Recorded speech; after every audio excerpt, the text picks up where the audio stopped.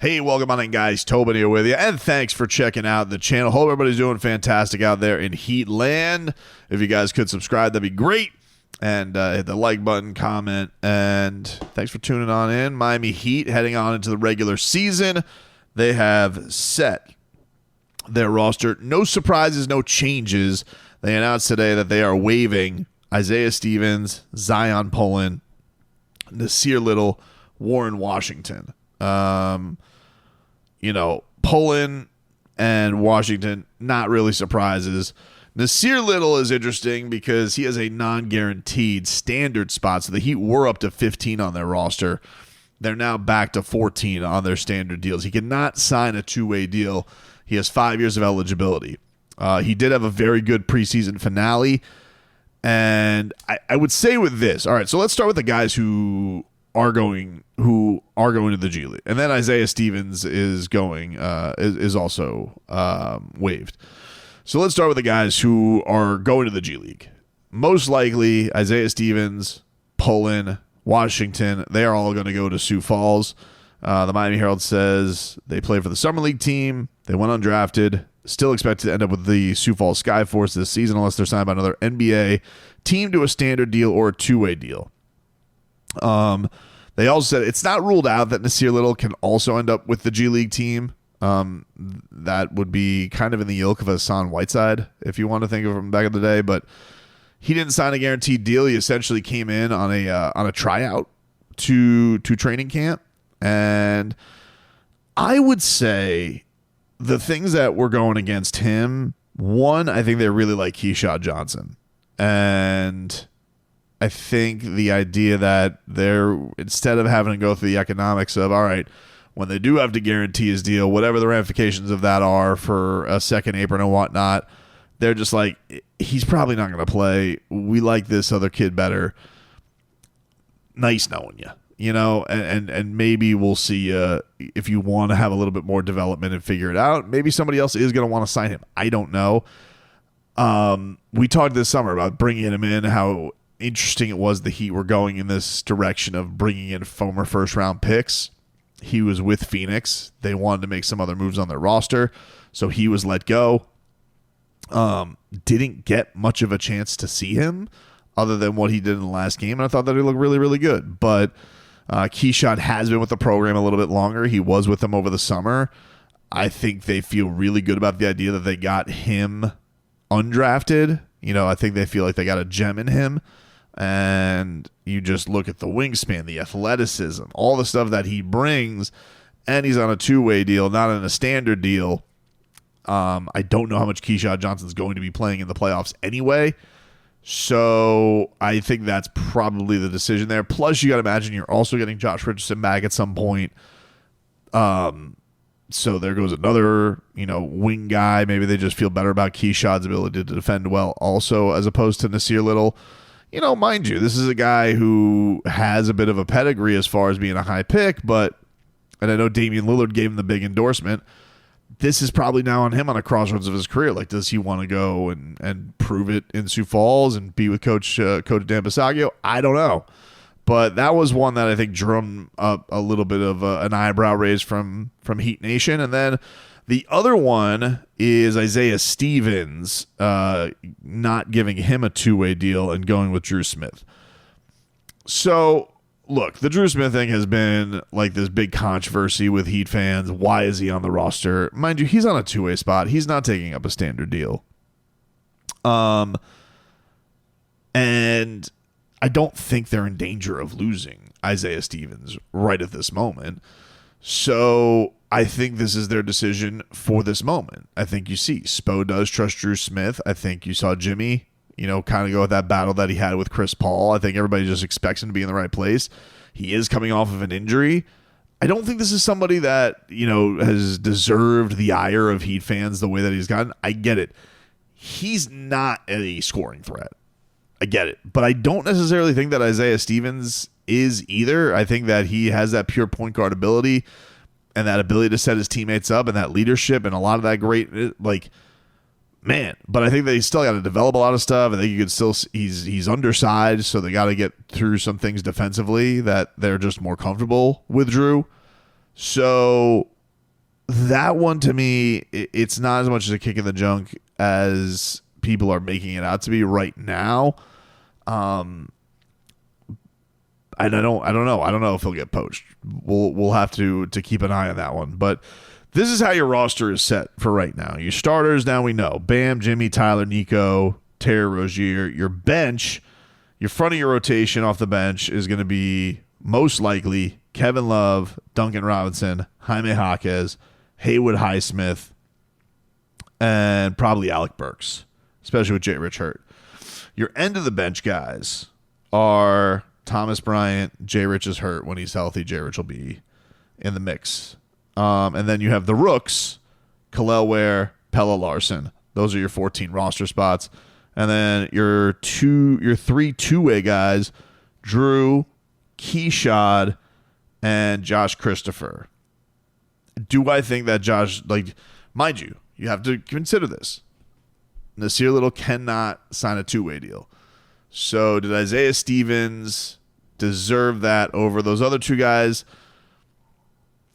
I'm very intrigued by Keshad. I think we all saw Josh Christopher, what kind of an offensive talent that he is. He really feels like he's bought in all the way. He's got the Udonis Haslem rub behind him as well.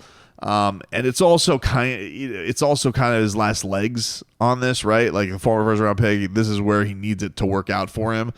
Whereas again, Isaiah Stevens is kind of just starting that journey for him.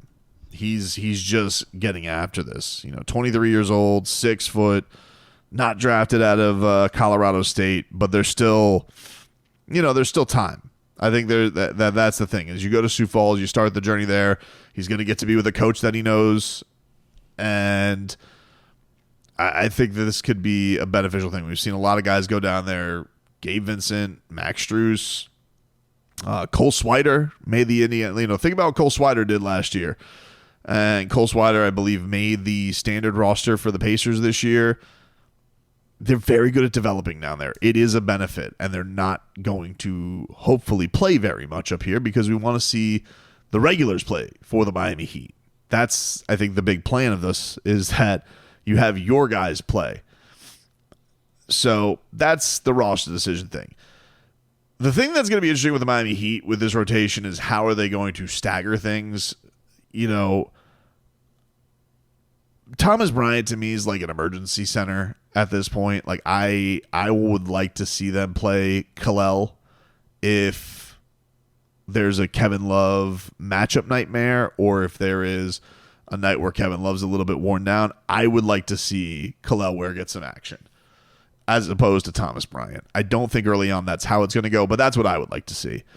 And then Pella to me feels like he's going to get rotational minutes, or even, he might even be one of those guys where Spo might spot start him if somebody's hurt. If Tyler can't go, or if, Jaime can't go like it was early on. I think that's your little lead into when is that kid going to play? That's when he's going to play. Alec Burks, I think, had a really good preseason. Haywood Highsmith, what kind of talent he can bring to the table. Those guys can contribute to this team. And then, Duncan has just done a pretty good job. The thing that's a little bit, I think, weird, I guess Jaime, if you really were looking at a 5-5, Jaime is kind of the playmaker there of what he's going to do. He's going to be your sixth man, right? Like he's going to be in that 2023 Tyler Hero role, it feels like, or 2022 Tyler Hero role, 21-22 when Tyler won the sixth man of the year. That feels like where it's going to be up Jaime's alley. So Haywood's in the Caleb role. I think if you look at this roster and I think about the loss of Caleb Martin, I don't really feel too bad about it. And the reason I say that is not a knock on Caleb. It's just like if you're going to sign Caleb to what I guess would have been a 5-year deal, which he didn't take because he wanted to hit the market and see if he could have done better, which he didn't. At least those were the reports. The Heat made this seem like Caleb made some critical error, but I do think that's one of those where, like, would you have been happy with that at the end of the day? The one thing you can say about Caleb Martin that they're losing is, and they lost this with Strus and they lost this with Gabe, is that those guys were not afraid in playoff series. They showed up. They all had their moments. They all showed up in big ways. That's what you lose. You lose them already being on the stage. But in regular season rotations, minutes, I feel like that was going to be a point where it was going to get squeezed out. And then are you playing him out of obligation? Are you losing Jaime and Nico development because you have this commitment to Caleb Martin now? I think you look at defensively, a lot of what Haywood can bring to the table. Yeah, he's not that hammer it down, tomahawk on you, get the ball out and run down the court fast break that Caleb was necessarily, but he's got other elements to terrorize guys. I would say purely he's a better defender than Caleb Martin by far, and he has gotten really comfortable with that three-point shot. So I don't think the loss of Caleb Martin is going to hurt too bad for this Miami Heat team. The two-way guys who are actually going to get used this year, and as opposed to Cole and Alondas and all those guys who were there on the deals last year. Drew, I think, could possibly get some run at certain points, especially if like one of the starting guards got into foul trouble or something like that. Keyshot to me is just the most interesting guy that they have on a two-way deal. I just love the idea that he's in the fold because he, to me, could be Caleb Martin and then be Caleb Martin just from a wingspan standpoint, an athleticism standpoint. He is a moose. So I'm excited about that. And, we all got to look at the roster. I can't say that any of these things were surprising. I didn't think anybody had that holy bleep preseason. I think the thing that was interesting about this preseason for the Miami Heat as it wrapped this up is it was a preseason that was very tailored. It wasn't necessarily a preseason I think guys could win a lot of jobs. I think that this was a very productive preseason in that Spo was putting as much emphasis on his main guys starting and the guys that he's for sure going to play more so than who's the next gem that could come take a job. Like, I don't know if a Strus or a Gabe or Caleb's better example. Like, I don't know if a Caleb Martin emerges out of a preseason like this. I don't know if that happens necessarily. But I think it was a great preseason. I talked more about that in the preseason recap video, but wanted to give thoughts on the final roster decisions and where things stand right now. I will say, before I get out of here, I'll do one fun thing while we're at here. Did you notice, we talked a couple of videos about the De'Aaron Fox thing, and De'Aaron Fox was, he had this interesting quote about his, why he didn't sign a new deal. Definitely raises more eyebrows for everybody who, when the first reports came out saying, oh, he's committed. He's committed. So De'Aaron Fox told The Athletic, for one, I'm in no rush. For two, I want to make sure that where we're at, because people have seen the league turnover of a team can happen in like the matter of a month or 2 or 6 months. I mean, if we were contending for a championship, it might be different. Like, obviously, Jason Tatum won a championship. Bam Adebayo has been in the finals twice. I'm using people who are in my draft, who have signed extensions, and have already been through that, done that. So, yeah, they have the security of having done that. For me, obviously, we're continuing to build. Like I said when this first happened, and I don't want to reiterate all the points that I did in the last Fox video that I did, that to me is a guy who's like, I don't know how much we have here to really do it in the Western Conference, and maybe is looking elsewhere and looks at a Western Conference that's really stacked in the backcourt.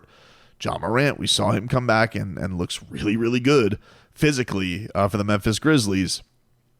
That to me, that sounds like a guy that might have an eye out, that may have a foot out the door, especially with it really feeling like you guys have made this Sabonis' team now. And I've been the guy who has been your guy through all of this. Just an interesting thing to keep an eye on. I don't even know if De'Aaron Fox is necessarily the guy that the Heat fan is going to be drooling over, but the connections are there. And I talked about all that stuff in the other De'Aaron Fox video. So I don't want to reiterate everything, but I read that quote that came out. And I was like, didn't deter any of my initial thoughts on it.